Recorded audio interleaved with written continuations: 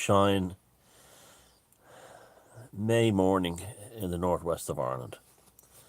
I hope you're all keeping well and life is being kind to you as we suffer the slings and arrows of this everyday strangeness, which I'm not bothered by. I mean, that's like the whole thing, isn't it? It's like, there are days I have been upset about things, but like the machinations of the world, when you realize how phony and fake they all are, even if they have real life impacts upon you, you just ignore them. It's funny. I was talking about the Tom Bombadil yesterday. A lot of you seem to enjoy that video and picked up on it. That Bill Gates is the anti-Tom Bombadil. He really is. Someone mentioned in the comments that Tom Bombadil is the Christ-like figure within Middle Earth. Nope.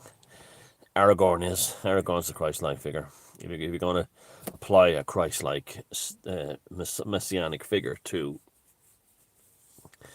the Middle Earth cycle, it's definitely Aragorn. Tom Bombadil, as I have to agree with what Christian Morris said on his Odyssey channel last night, that he's essentially a pagan god. Yeah, that's and he's, even though his domain is limited between the outskirts of the Shire and the gateway of Bree, he is the undisputed lord of the natural functioning and consciousness of that limited realm. And I guess some people go up saying that I'm kind of like a Tom Bombadil figure. Yeah, I'll gladly take that. I'll gladly take that title, because he's I like to sing. I'm jolly. I talk in riddles, and I'm helpful. I appear when people need help, and I'm not there when you don't need me. So yeah, I'm quite good. I like that. I like being compared to Tom Bombadil. Yeah, I like that. I guess on the electromagnetic spectrum and these videos, I kind of am like that. But yeah, I'm not bothered by that at all. And if you're going to be compared to someone, why not be compared to something as vital as that? Thinking more about why he wasn't in the movies, it's probably too complicated to write him in, because he really doesn't do much in the films in terms of a story development, but he's so vital to the mythology, to the entire concept of Middle Earth, that he was removable in terms of that, unless they're going to make a mini series of it. God forbid they don't. Well, the Amazon thing coming up, there's murder going on about that, how Amazon with Lord of the Rings, or what they call the fucking thing is called, have wrecked it. A lot of it seems to be based on the fact that they got black actors playing parts. I'm not bothered by that really at all, to be honest with you. I'm not. Never have. It's called acting for a reason. And just whoever gets, and you see, the problem is that these actors are picked based on tokenism. They're not picked based on if they're the best actor, although I'm sure many of them are excellent actors as well. I mean, black people have nothing to prove really in Hollywood. Look how many black actors there have been over the years. Just incredible actors, in Hollywood. And proportionally represented, they're probably about the right percentage-wise. I mean, like you see a film like The Color Purple. I mean, even though it was directed by Steven Spielberg, that film is just the acting. And I mean, Danny Glover's unbelievable in that film. And they all are. And with Whoopi Goldberg, she's as mad as a box, but she's fantastic. It's a fantastic film, The Color Purple, if you haven't seen it. But, yeah, I'm not, you see, the thing is, there is license there too, because when I found out Lenny Henry was playing a hobbit, it wasn't so much that it was a black fella playing a hobbit. I can't stand Lenny Henry.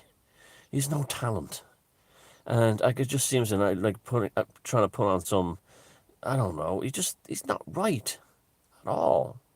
He's not talented enough to be in. But then again, but the Harfoots are described by Tolkien as this is becoming like a kind of a Tolkien channel. I hope you don't mind, but it's just for now. It is. We'll move off to other things, but it's the Harfoots were described as having skin like chestnuts. So there you go. They're brown skinned people. So you can have absolutely no problem there having black folks playing Harfoots. No problem. It's fine. It's cool. And I totally agree with the critical drinker that there was the racists that Tolkien's described racists to the south who had their grievances with Gondor, who were made of dark skinned people, and that could have been a fantastic opportunity to explore them, the grievances, while bringing lots of black actors and stuff into the thing, and that was a real opportunity that Lord of the Rings had going for it, if they wanted to be diverse, to use that thing, okay? And no, but they didn't even do that. They just had to completely change the lore. I mean, black people playing dwarves is again, it's just acting, I know, and all that, but that was deliberately done to be silly, you know. You can just look at the pictures and black elves, you know, just woodland folk, you know. They're not, you know, you know, I just it's so they're so you wouldn't mind, you know, the actors getting a break. There's nothing wrong with that, but it's just so self-consciously woke. It's obnoxious, you know. But the least of my problems with the whole Lord of the Rings thing, the quest for the ring, or the fucking thing it's called on Amazon, is what they've done. I have no problem with everything else except one real problem I have. What they have done to Galadriel, that is just astounding. Where they took this sort of like spiritual, ancient elven Virgin Mary Madonna type figure and turned her into Lara Croft meets Wonder Woman as an action chick. It's just horrible. And all the stereotypical action chicks in all the movies today, they're all incredibly one-dimensional, incredibly obvious, and incredibly tokenistic. You know, horrible, just horrible.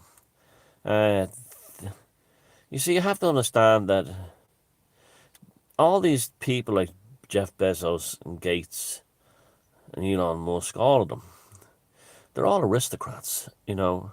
They all come from old money. And they've had a hatred of culture because they never fit in. You know, if you're someone like Jeff Bezos or Bill Gates, how do you relate to something like the Fellowship of the Rings? You don't.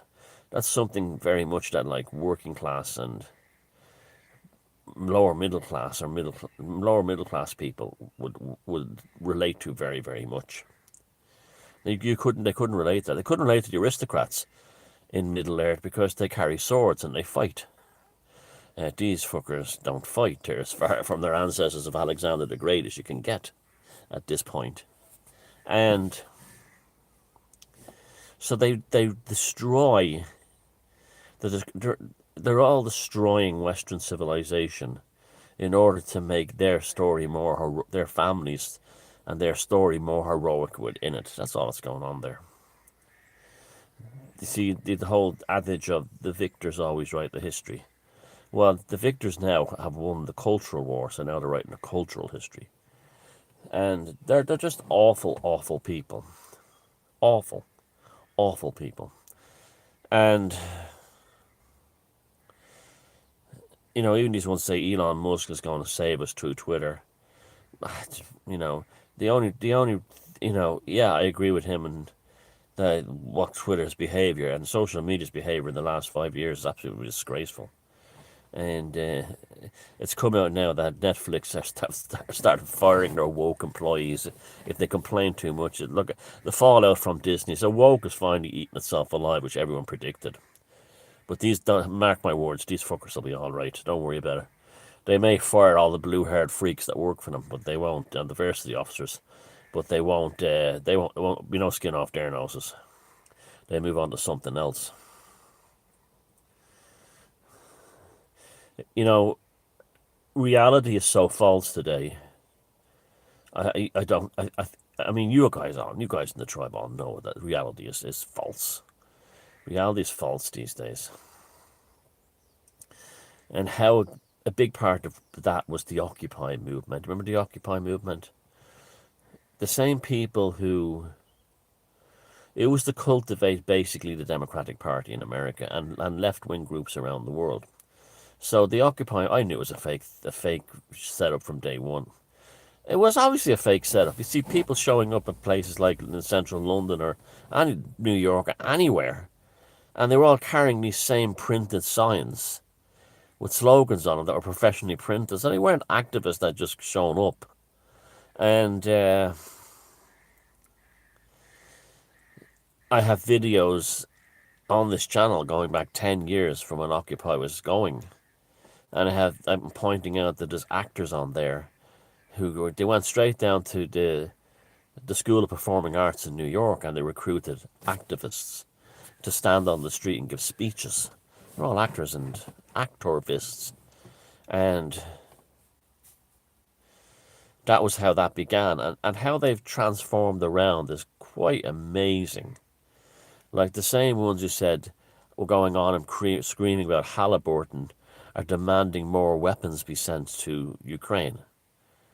The ones who screamed about, Big Pharma being evil are all, the ones who are saying that people who didn't get the foghorn leghorn should be refused medical treatment. It's unbelievable.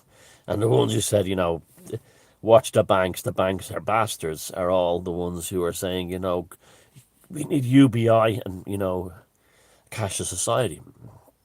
They were all groomed through Occupy. That Occupy thing was as sinister as fuck even back then. The vegan kitchens and everything that wouldn't feed the homeless. What does that remind you of? And what's what you're looking at today. The ones who all, it's just amazing how the Occupy movement knew exactly. It was like that was the NPCs right there. They didn't know why they were protesting. They just thought that they had to. And do you remember the human microphone? That's the one I'll always remember. I got the only doctor that works for me, Dr. Pepper.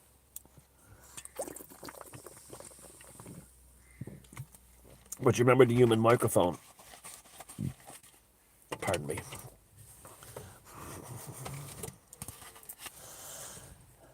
We demand that Congressman Jeff Weinberg and his backroom staff immediately address the shortcomings in the budget deficit from the school board. The budget deficit from the school board. That's what they were like. And you have a guy going, and all educational facilities, they were just robots repeating what was being said. It was just the most remarkable thing. And there was, at the time, you had all these people talking about the power of the human microphone to bring crowds together. It's just all NPCs. Stay home, save lives. And then here we have them today. And I got attacked for calling people NPCs and saying there's nothing in them, that they're still human. That they're still human, of flesh and blood they're made. Bum, bum, bum, bum, bum. That's a perfect song. The tears they cry are the tears of shame.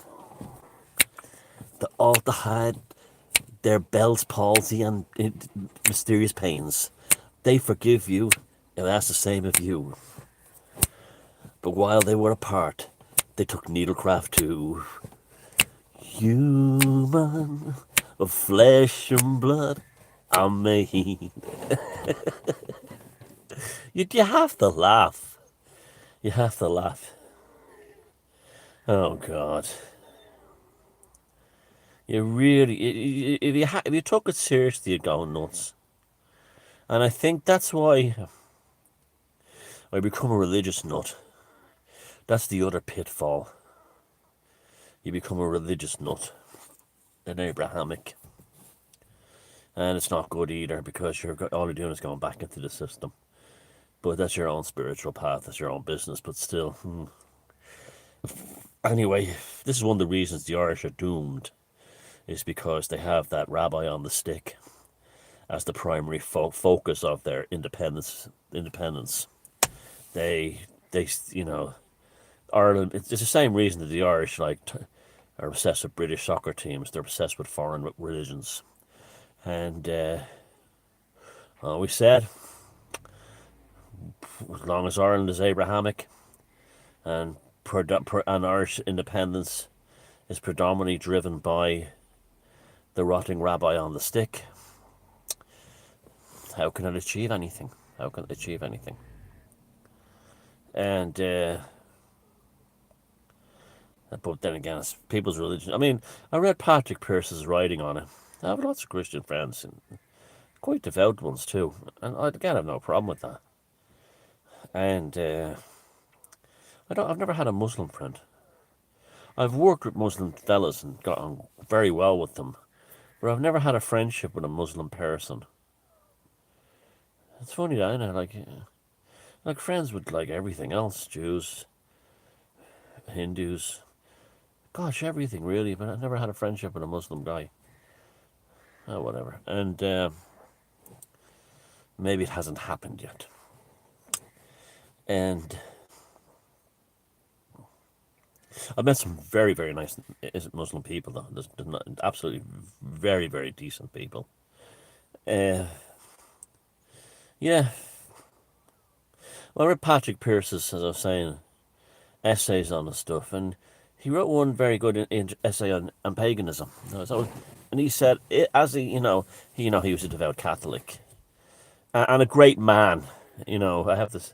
Patrick Pearse was an exceptional human being in many ways, and I grew up kind of like thinking he was a bit of a joke because it was, his rosary beads and all this. But he was an exceptional individual, and he said something like that: if Lady Gregory and Mr. Yeats had have gotten to me at an impressionable age, before some of the Gaelic Christian poetry of the Middle Ages, he said I quite possibly would have ended up as a pagan.